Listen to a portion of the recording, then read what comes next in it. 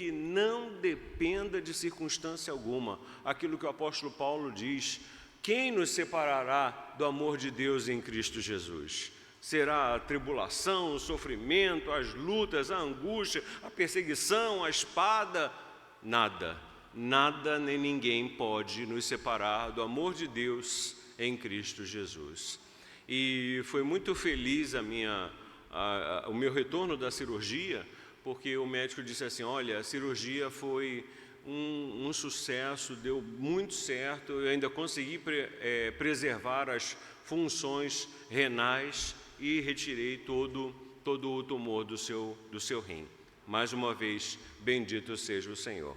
E aí, depois disso, veio um problema no coração, um probleminha técnico, uma tecnicalidadezinha. O coração só está funcionando a 50% da sua capacidade. Louvado seja o Senhor por isso. É melhor meio coração agarrado com Cristo e derramado aos pés da cruz do que um coração inteiro distante do Senhor e distante do centro da vontade de Deus para a nossa vida, não é verdade? Amém por isso. É motivo de alegria para a gente estar aqui com vocês. Então, como vocês perceberam, essas coisas que aconteceram conosco, se tivessem acontecido fora daqui, fora do nosso ambiente, dos recursos que a gente tem, dificilmente teríamos sobrevivido. E eu quero encarar tudo isso que está acontecendo como carinho de Deus, inclusive essa oportunidade de estar aqui com vocês e conhecer mais um pedacinho da família de Cristo. É bem verdade que nós vamos a muitas igrejas e se vocês voltarem à fita, vocês vão perceber que eu sempre digo isso, porque é verdade.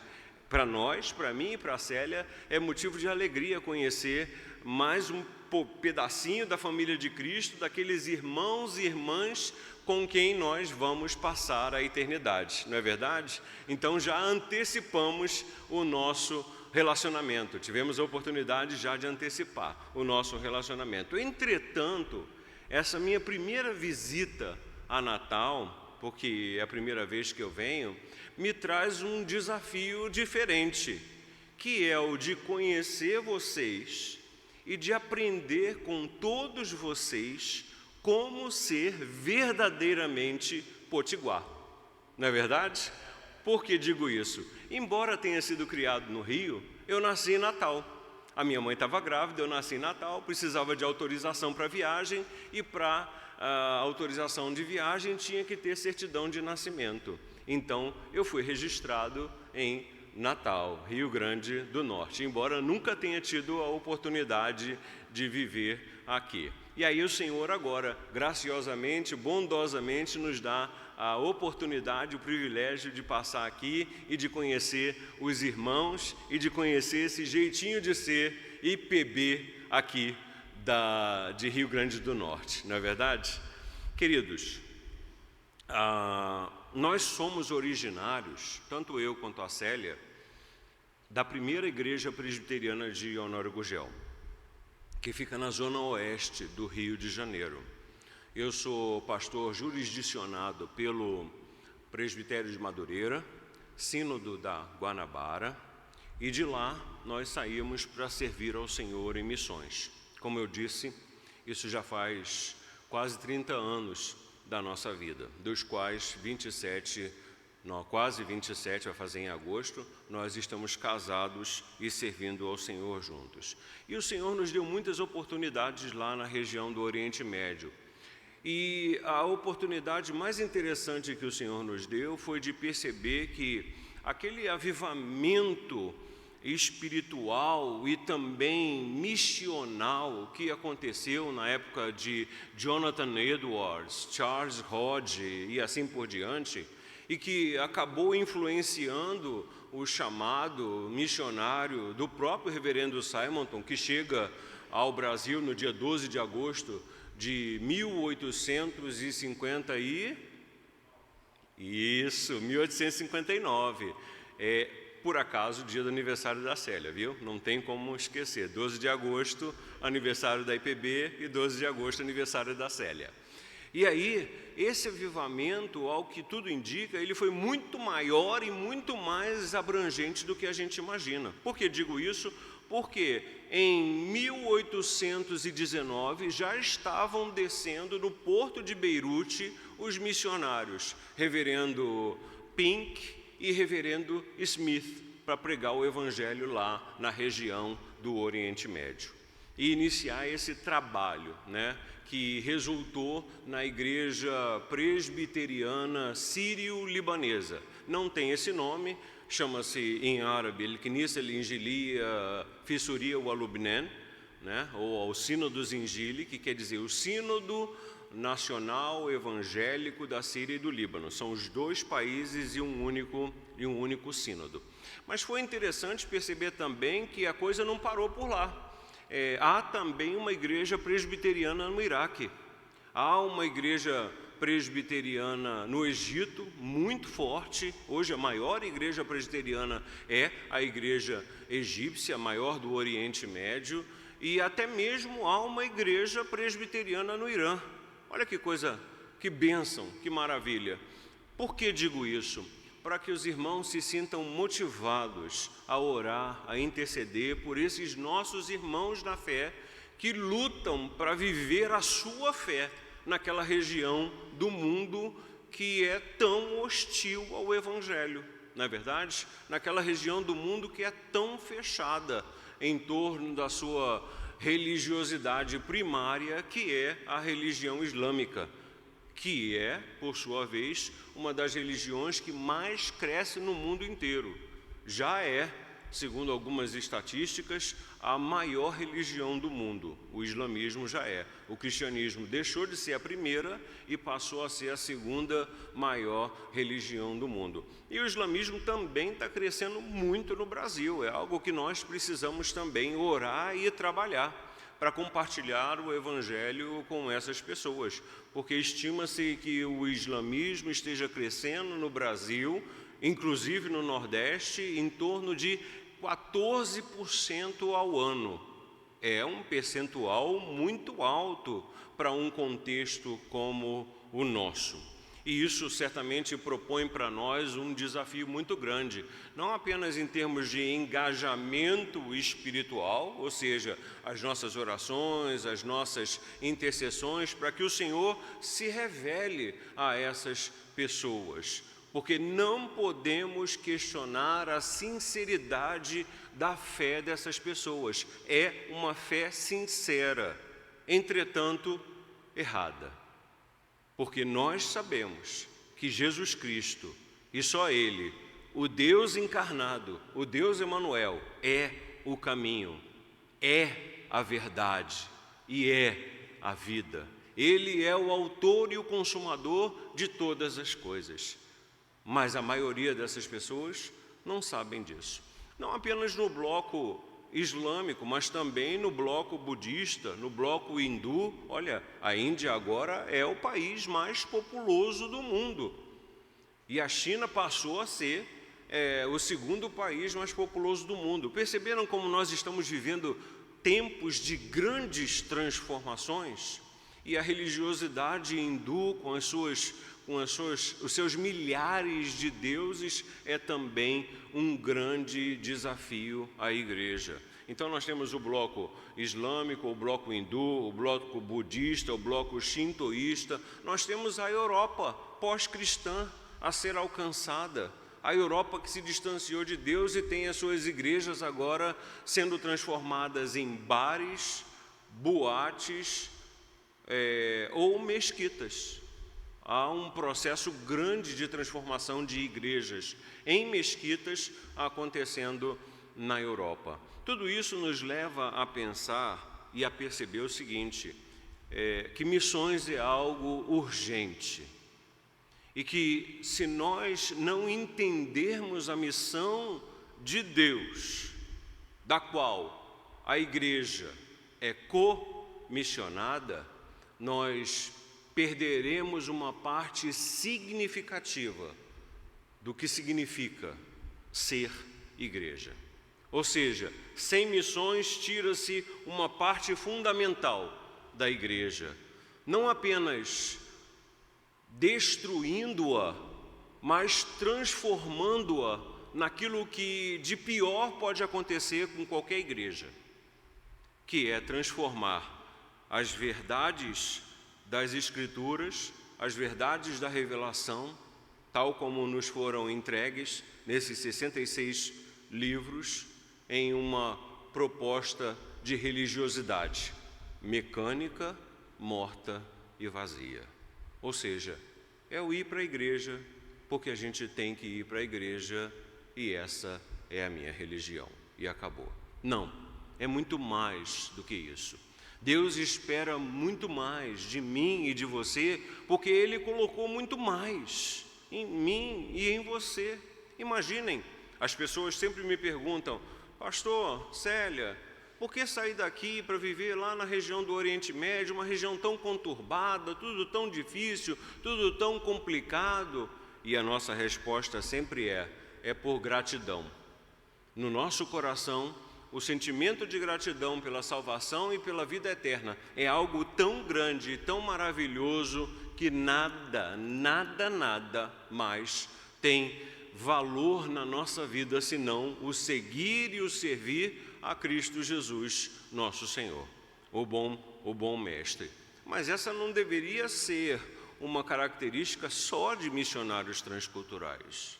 Eu tenho dito em nossas passagens pelas igrejas, à medida em que trabalhamos num novo projeto na nossa vida chamado Projeto Gaio, eu tenho dito que nós precisamos cultivar um coração mais grato a Deus por tudo, mas principalmente pela salvação e pela vida eterna. Você já parou para pensar no fato de que num mundo onde há 8 bilhões de pessoas, 8 bilhões de almas, Deus escolheu você para a salvação e para a vida eterna? Irmãos, a partir do momento em que nós realmente entendemos a doutrina da eleição e como Deus maravilhosamente nos escolheu e, consequentemente, nos comissionou, nós certamente ressignificaremos muito a nossa vida, a nossa caminhada, a nossa experiência nessa terra aqui com Deus. Então, como eu disse para vocês, temos nesse tempo em que estamos no Brasil, de licença médica, cuidando da saúde, aproveitado a oportunidade para apresentar um projeto novo à Igreja Presbiteriana do Brasil, que foi autorizado pela Agência Presbiteriana de Missões Transculturais, chamado Gaio, para visitar, conscientizar, divulgar, mobilizar e treinar para missões transculturais. Então, nós não apenas elaboramos esse projeto chamado Gaio e pedimos autorização à IPB para visitar todas as igrejas federadas, mas para reduzir os custos desse projeto, nós pegamos um veículo e o modificamos para que nós pudéssemos viver nele a maior parte do ano. Na verdade, dos 12 meses do ano, nós estamos morando 10 dos 12 meses no carro, no chamado motorhome. As pessoas chamam de motorhome, eu chamo de missiohome.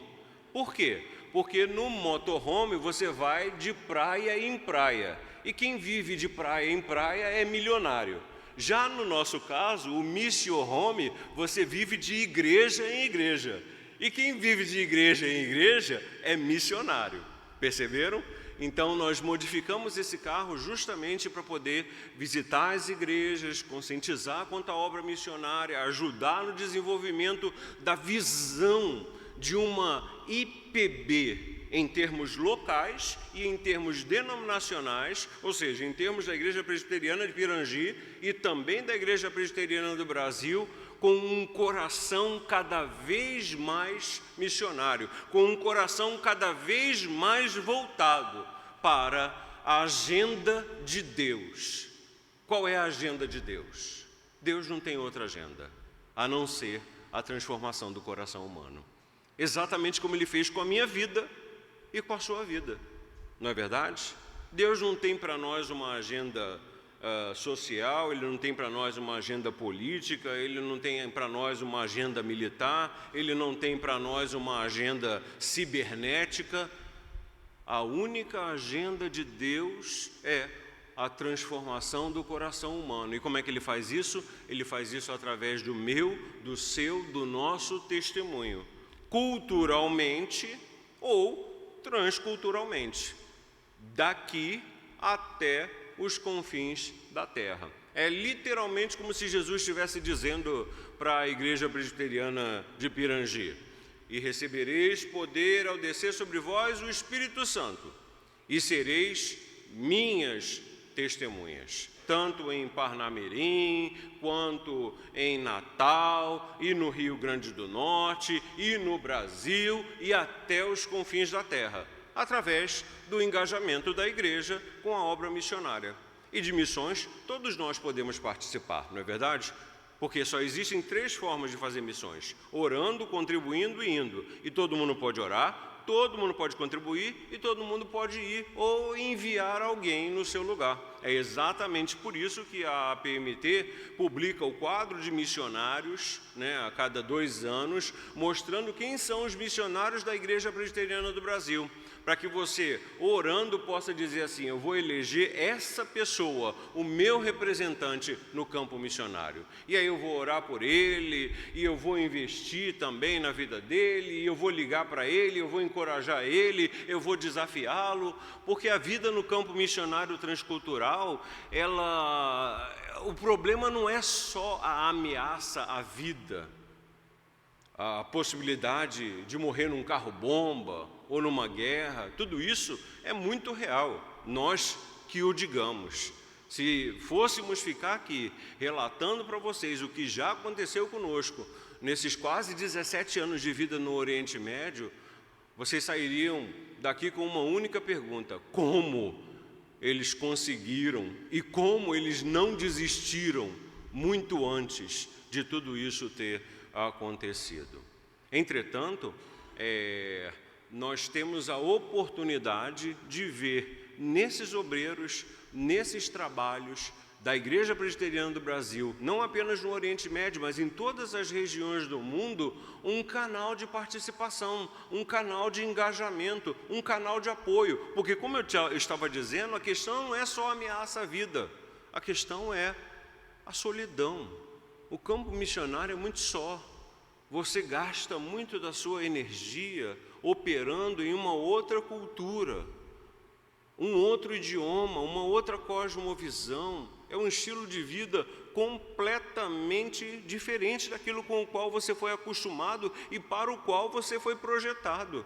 Nós fomos projetados para esse ambiente, o ambiente do qual nós somos filhos dessa terra.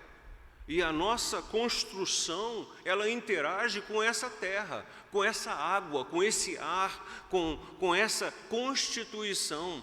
Operar num ambiente completamente diferente é muito difícil. Por isso os missionários precisam tanto do apoio da igreja. Pode parecer que não é importante, mas é importante. Quando você liga e diz assim: olha, meu irmão, independente do que esteja acontecendo, eu quero que você saiba que aqui você tem gente que ora por você. Você tem gente que te apoia nisso que você está fazendo, porque isso que você está fazendo é importante. Você não está gastando a sua vida para nada, mesmo que os resultados não sejam palpáveis.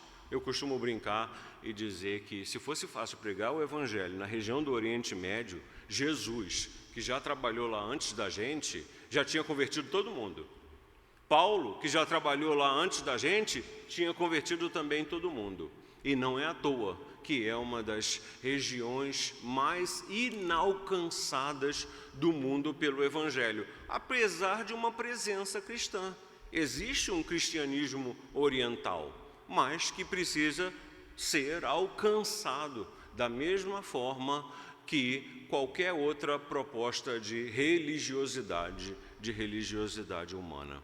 Então, queridos, dentro do escopo do Projeto Gaio, e eu estou explicando isso para vocês para que vocês possam participar conosco, principalmente em oração, porque eu acredito no poder da oração. Eu valorizo mais as intercessões dos santos do que a oferta missionária. Deus sabe que eu posso viver sem dinheiro, mas nós não podemos viver sem a cobertura espiritual da igreja. Essa questão, essa questão financeira já foi respondida há muito tempo atrás, quando nós deixamos tudo para seguir e servir o Senhor. A Célia era proprietária de uma escola, eu tinha uma empresa de informática que prestava contrato para o McDonald's, para o Unibanco, tudo isso já foi resolvido no nosso passado. A questão financeira já não pesa mais, mas a questão espiritual, sim. Nós precisamos muito da cobertura espiritual. Nós precisamos muito que cada um de vocês seja Gaio. Você sabe por que o projeto tem esse nome? Por causa da terceira epístola de João. Haviam duas lideranças na igreja, uma amava o trabalho missionário e a outra odiava o trabalho missionário. Quem amava o trabalho missionário chamava Gaio, e o Diótrefes era aquele que odiava o trabalho missionário. Então o Gaio queria trazer os missionários para a igreja, até mesmo para botar a igreja em contato com os missionários, fazer a visão da igreja crescer. Aí o Diótrefes queria fazer exatamente o oposto, queria botar os missionários para correr da igreja. João escreve dizendo: olha, Gaio, meu filho na fé, você está fazendo certo, porque essas pessoas que estão vivendo do Evangelho para o Evangelho, elas saíram por causa do nome que é acima de todo nome, do nome de Cristo, que precisa ser conhecido entre todos os povos, raças, línguas, tribos e nações. Você está fazendo a coisa certa, meu irmão Gaio, quando você apoia o trabalho missionário. Diótrefes só quer a primazia, só quer a atenção da igreja para ele mesmo.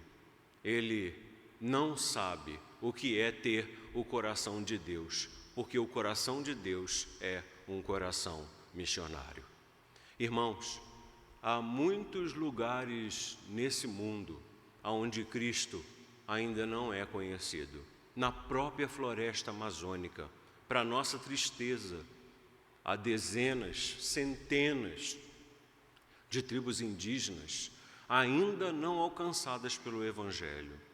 Vejam que ainda hoje nós louvamos a Deus pela vida de João Ferreira de Almeida, mas para as tribos indígenas da floresta brasileira só existem 4 traduções completas das Sagradas Escrituras, e são mais de 150 línguas, das quais só 4 traduções completas. Então, quando eu digo que nós precisamos de mais Gaios e de menos Diótrefes na Igreja Presbiteriana do Brasil, eu estou falando com um certo conhecimento de causa. Sabe por quê? Porque nós nascemos do trabalho missionário. Se existe uma denominação, uma igreja que precisa resgatar o seu amor pela obra missionária, o seu engajamento com a proclamação do Evangelho, custe o que custar, é a Igreja Presbiteriana do Brasil, que não nasceu de divisão, de aborrecimento, de briga, e sim do trabalho missionário transcultural, através da vinda do reverendo Simonton para o Brasil. Quiçá sejamos nós não apenas admiradores da vida de Jesus, Paulo, Simonton, mas sejamos também imitadores, porque a principal característica da vida desses 3 homens qual foi? Uma vida marcada pela obediência.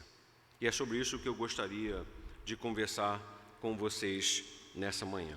Eu gostaria de convidar os irmãos a abrirem as suas Bíblias em Atos dos Apóstolos, Mateus capítulo 28, de 18 a 20, que é o texto da Grande Comissão. Mateus 28, de 18 a 20.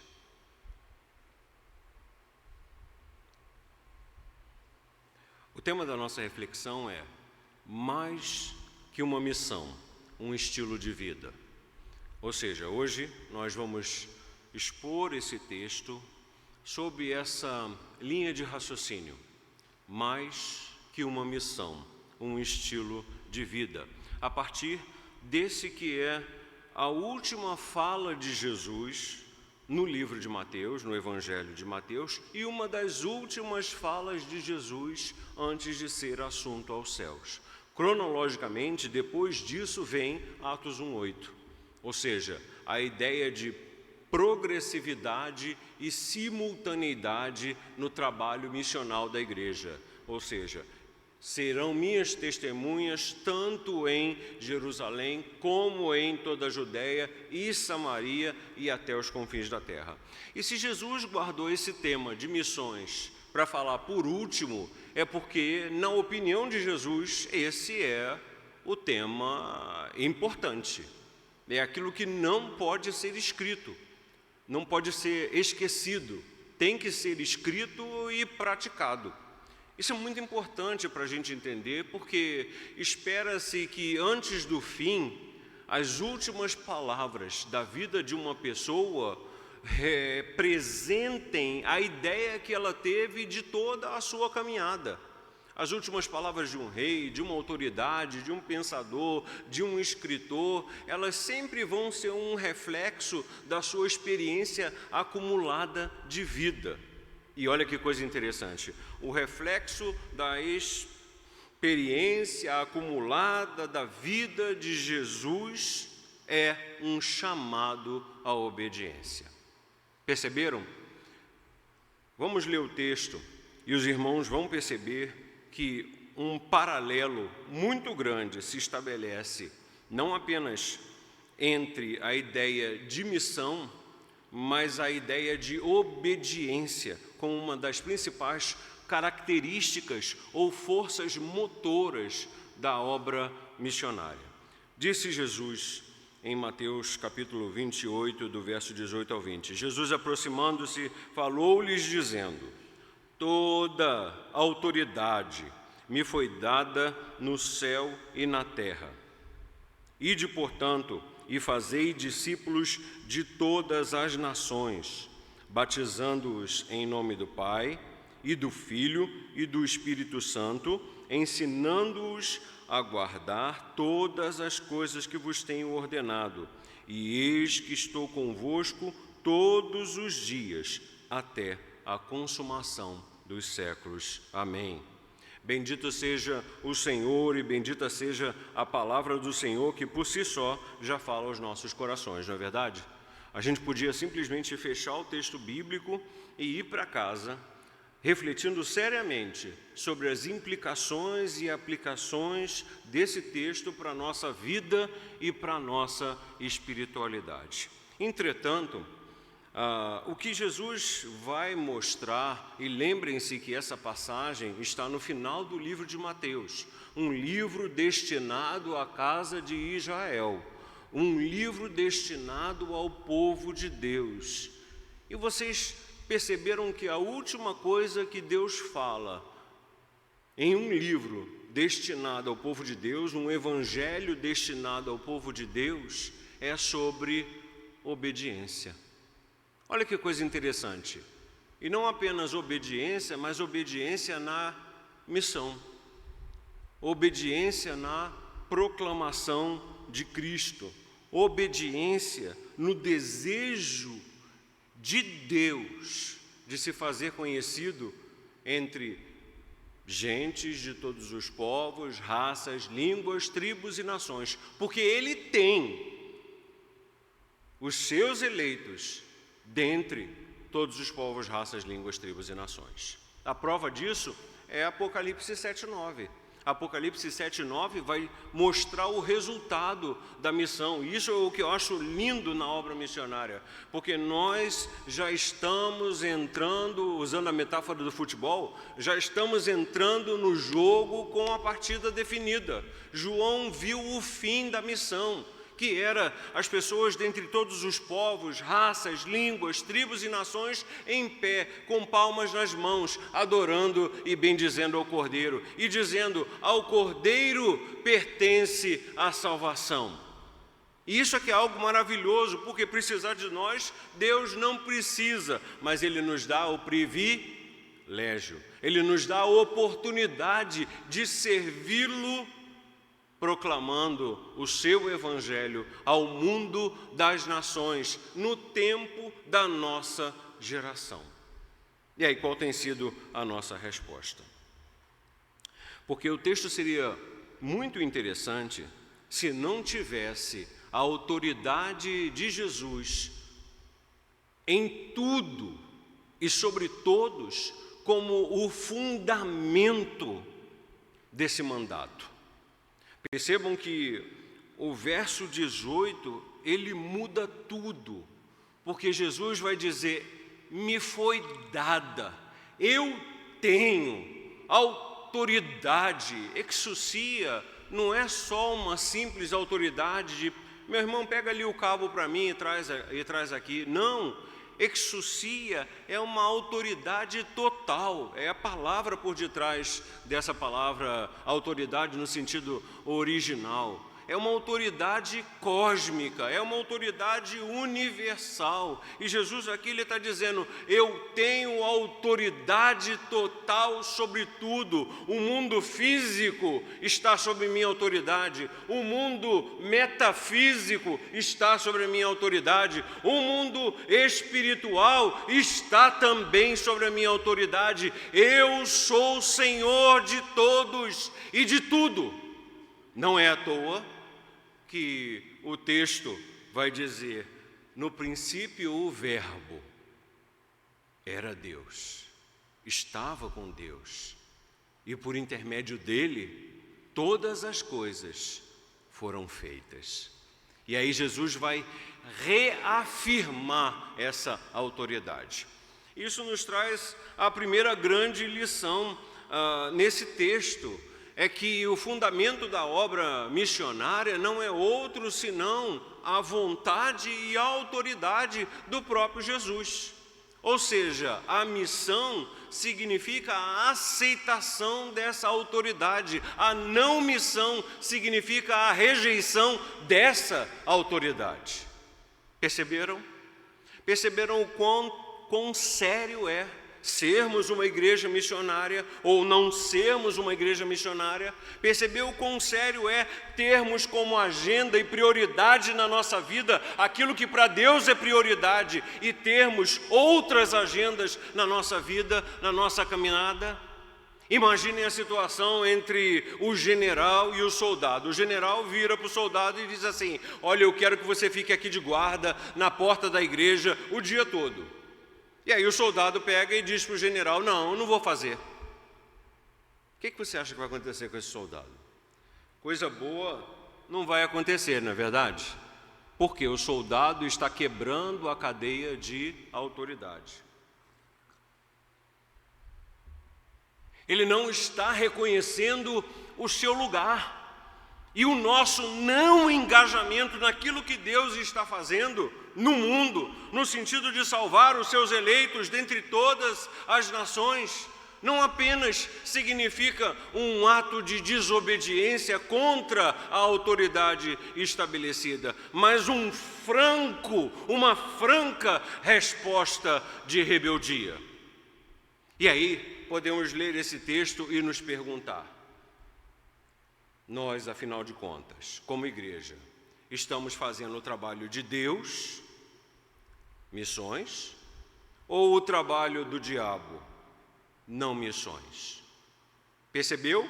Missão e não missão.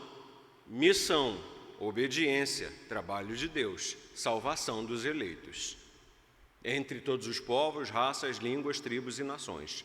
Não missão, trabalho do diabo, que é transformar a igreja numa proposta de religiosidade apenas. Esse texto não está aqui por acaso. Esse texto não está aqui sem razão. Jesus havia lidado com o seu povo durante 3 anos de ministério, e durante 3 anos de ministério ele disse aos da sua própria casa: o que Deus quis, o que o meu Pai quis, o que o meu Espírito quis, o que eu quis desde o começo foi uma relação de comunhão e obediência. Entretanto, vocês transformaram a proposta de uma fé viva e verdadeira, que é comunhão e obediência, numa religiosidade mecânica, morta e vazia, um peso a se carregar, onde você faz coisas para Deus, faz até muita coisa para Deus, menos aquilo que Deus quer, que é viver no centro da vontade dEle para a sua vida.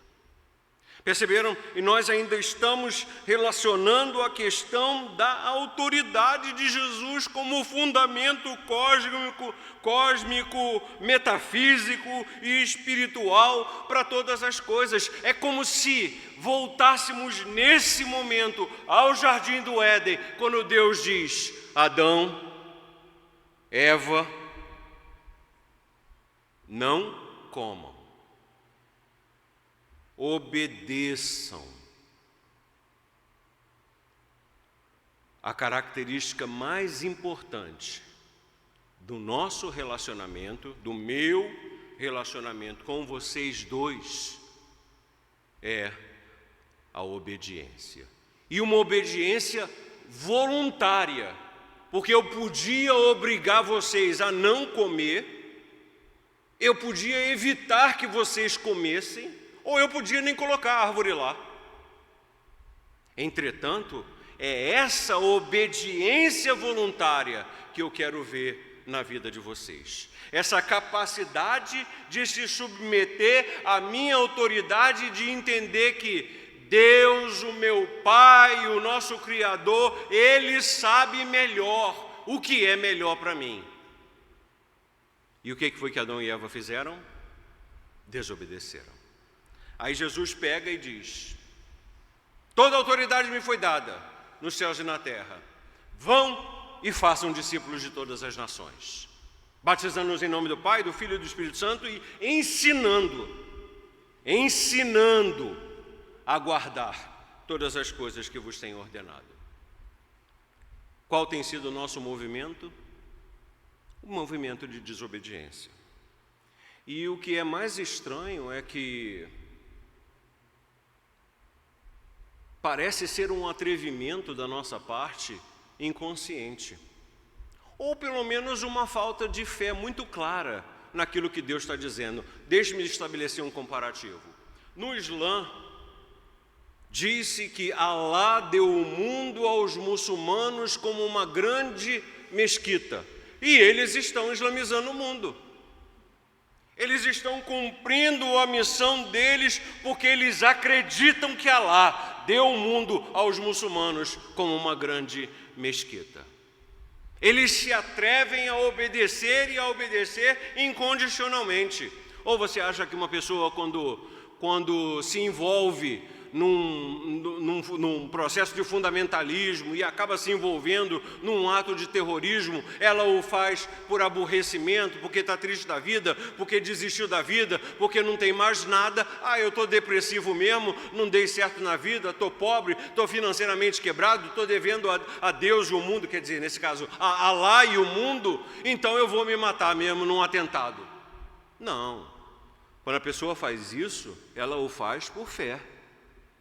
Ela o faz por um desejo sincero de ser salvo, um desejo real e verdadeiro, uma busca genuína pela salvação e pela vida eterna.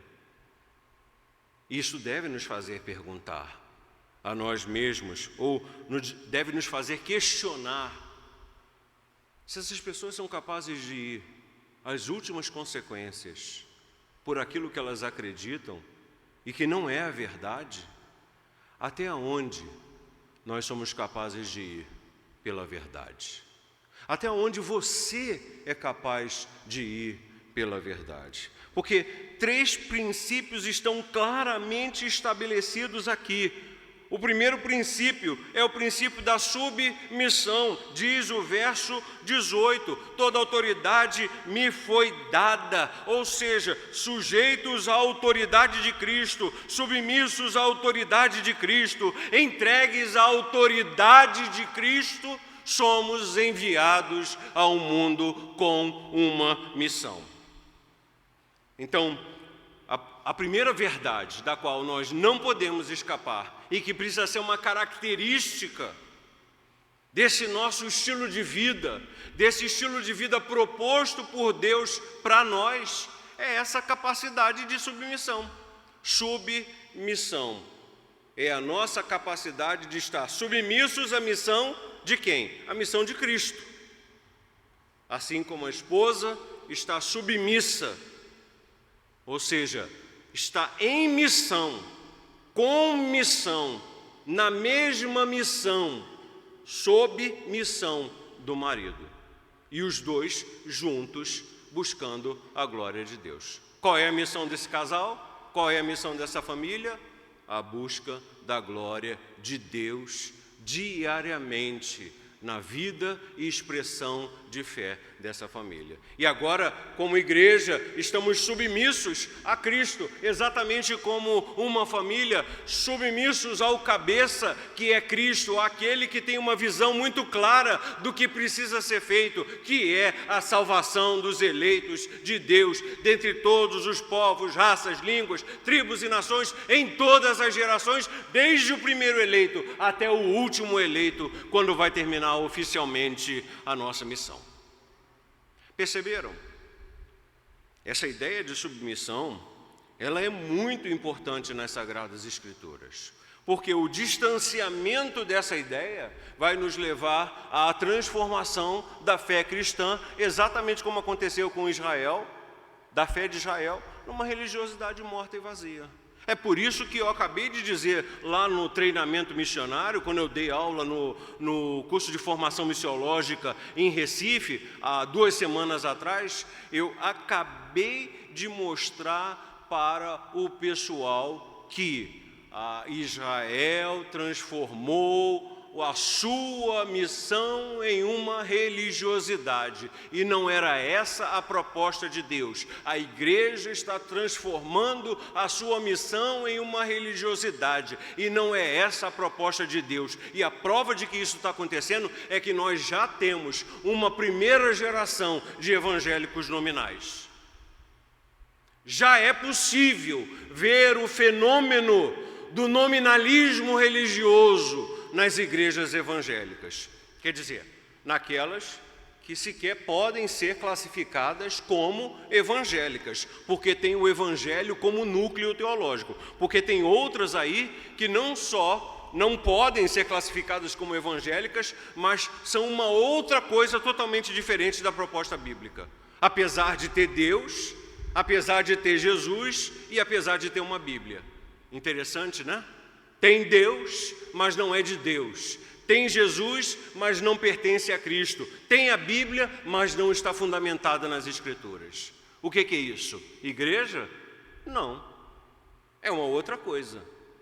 É um outro fenômeno religioso, mas não é igreja. E quando nós temos Deus, quando nós temos Cristo e quando nós temos a Escritura, só há um caminho, o caminho da obediência. Alguém já disse que o alfabeto das crianças que a gente ensina para as crianças na escola é A, B, C, D. E o alfabeto que nós precisamos aprender é obedecer. E é verdade, é verdade. O nosso maior problema é justamente o problema da desobediência. O nosso problema é essa maldita e demoníaca inclinação para querer fazer o que a gente quer, não o que Deus quer, seguir os nossos sonhos, não os sonhos de Deus, a procurar os nossos planos, não os planos de Deus, fazer a nossa vontade e não a vontade de Deus. Quantos de nós nunca perguntaram ao Senhor se é para ficar? Você já perguntou ao Senhor? se é para você ir aos confins da terra pregar o evangelho para ficar? E ele disse o quê?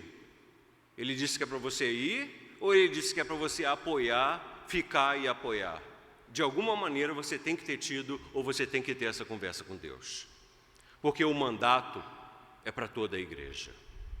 Sophia Miller, que foi missionária nas tribos indígenas brasileiras, uma vez entrevistada, o entrevistador perguntou para ela: Sophia Miller, como é que foi o seu chamado missionário? Aí a Sophia Miller disse para ele assim: eu nunca tive um chamado missionário. Eu li uma ordem na Bíblia e obedeci. Perceberam?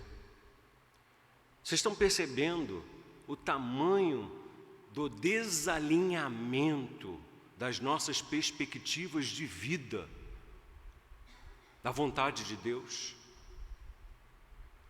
Por isso, missões é mais do que uma proposta de trabalho.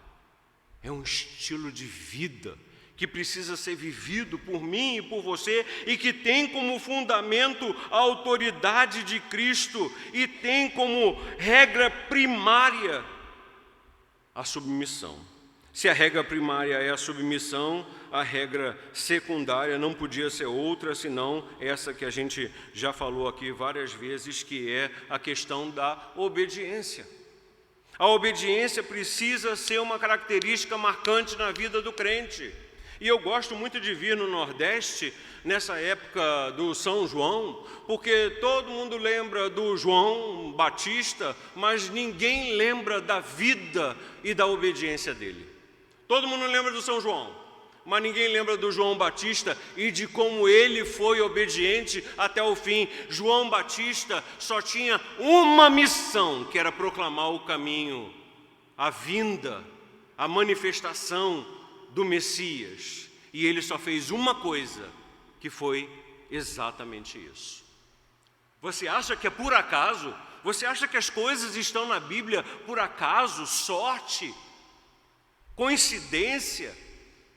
O texto mostra que os discípulos vieram dizer a Jesus: Senhor, tem uma notícia ruim, muito ruim, cortar a cabeça do seu primo João Batista.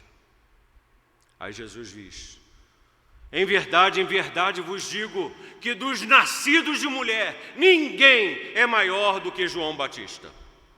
Aí você fica assim, mas como assim ele está dizendo isso? Por que Jesus está dizendo isso? João Batista nem abriu o mar vermelho para o povo passar. João Batista não orou e o sol parou. Imagina, João Batista não orou e o sol parou. João Batista não fez nada espetacular na vida e no ministério dele. Ele não fez nada de espetacular na nossa perspectiva, na nossa visão, porque na perspectiva de Deus, ele fez aquilo que qualquer vida humana, qualquer espírito humano poderia fazer da sua existência o maior de todos os espetáculos, o espetáculo da obediência, que é tão difícil para nós, o espetáculo da obediência. Entretanto, hoje nós estamos nos distraindo com uma série de outros espetáculos. O culto virou circo, a igreja virou teatro, o culto virou um show. As pessoas vão na igreja para se sentirem bem, felizes, para serem e terem os seus egos massageados, mas nunca para serem confrontados pela palavra de Deus. Qualquer culto cuja palavra de Deus não confronte a minha vida, a sua vida, nos chame a responsabilidade, nos coloque contra a parede, acreditem, não é um culto, é um show, é um espetáculo, é qualquer outra coisa, menos o culto ao Deus vivo e verdadeiro. Porque o culto ao Deus vivo e verdadeiro passa necessariamente pela ideia de uma vida de obediência, tal como vemos nas Sagradas Escrituras. Então, nós temos a submissão como característica primária dessa vida, desse estilo de vida missionário que todos nós devemos viver, essa obediência como estilo de vida, como caráter secundário e como caráter terceiro, a motivação. Qual é a motivação que nós temos para fazer tudo isso? Ora, nós vemos o ide, o fazer discípulos, a motivação ensinando-os, batizando-os e ensinando-os. A motivação não podia ser outra senão a palavra de Jesus, quando ele diz: eu estou convosco todos os dias, até a consumação dos séculos. Perceberam? Submissão. Toda a autoridade me foi dada nos céus e na terra. Obediência. Portanto, ide e fazei discípulos de todas as nações, batizando-os em nome do Pai, e do Filho, e do Espírito Santo, ensinando-os a guardar todas as coisas que vos tenho ordenado. E por último, motivação. Eis que estou convosco todos os dias, até a consumação do século. Ou seja, a consciência clara de que Cristo está conosco nesse processo de ser e de fazer discípulos dentre todas as nações, a partir do quê? Do ensino das Escrituras. Perceberam como isso é importante? Perceberam como nós voltamos ao dilema do Jardim do Éden? Porque agora proposto está para mim e para vocês uma resposta. A revelação fez uma pergunta e requer uma resposta. E aí, o que você vai fazer agora? Você vai continuar vivendo a sua vida como se não tivesse ouvido nada disso? Ou você vai começar a perguntar a Deus qual é a sua missão? O que é que Ele quer fazer com a sua vida? Queridos irmãos, para terminar, eu não vou nem enfatizar o fato de que para fazer discípulo a gente precisa ser discípulo de Cristo, e o discipulado é a arte perdida do cristianismo. E que ninguém que não seja discípulo pode fazer discípulo para Cristo. Você tem que ser para poder fazer. E que todo crente deveria ter essa experiência, não uma vez na vida, mas todos os dias, o de ser discípulo, discipulador. Mas eu gostaria de enfatizar nessa ideia, ou concluindo essa ideia de missões, como um estilo de vida, mais do que uma missão na vida, um estilo de vida a ser vivido, é o fato de que o único recurso no universo que não pode ser reposto é o tempo. E o tempo corre contra mim e contra você. Nenhum de nós está ficando mais jovem. Nenhum de nós está rejuvenescendo. Pelo contrário, nós nos aproximamos cada dia mais, cada hora mais, cada minuto mais da nossa passagem. E não tenha dúvida, Jesus vai pedir relatório da sua vida. Não que Ele precise saber, Ele é onisciente, Ele sabe todas as coisas. Mas até mesmo para te confrontar, Ele vai dizer: eu te dei tanto tempo de vida na terra, desde a sua conversão. Eu quero saber o que foi que você fez da sua vida. E aí? O que você e eu vamos responder tendo ouvido essas palavras? Curva a sua cabeça e feche os seus olhos. O que eu e você vamos dizer ao Senhor tendo ouvido essas palavras? E eu vou repetir o trecho da nossa meditação como a sentença final dessa exposição. Jesus, aproximando-se, falou-lhes dizendo: toda autoridade